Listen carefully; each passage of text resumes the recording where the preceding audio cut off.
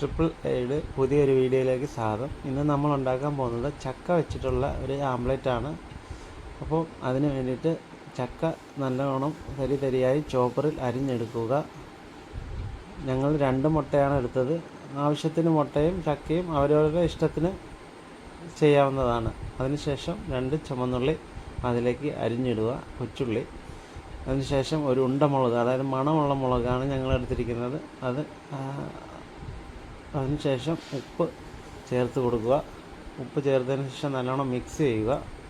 അതിനുശേഷം സാധാരണ നമ്മൾ ഓംലെറ്റ് എങ്ങനെയാണോ ഉണ്ടാക്കുന്നത് അത് കണക്ക് എണ്ണ ഫ്രൈ പാനിൽ ഒഴിച്ചിട്ട് മുട്ട വേവിച്ചെടുക്കുക. ഒരുപാട് മുരിയണ്ട, സാധാരണ മുട്ട മുരിയുന്ന കണക്ക് അവരവരുടെ ഇഷ്ടത്തിന് മുരിച്ചെടുക്കുക. മുട്ട തിരിച്ചിടുന്നത് ഒരു ടാസ്ക് ആയതുകൊണ്ട് അമ്മയാണ് മുട്ട തിരിച്ചിട്ടത്. ഒരു 5 മിനിറ്റ് കഴിഞ്ഞപ്പോൾ ഓംലെറ്റ് റെഡിയായി.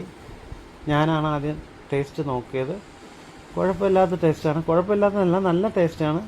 ആർക്കും ട്രൈ ചെയ്യാവുന്ന ഒരു ഓംലെറ്റാണ്. അപ്പം ഇന്നത്തെ വീഡിയോ ഇത്രയേ ഉള്ളൂ. എല്ലാവരും ലൈക്ക് ചെയ്യുക.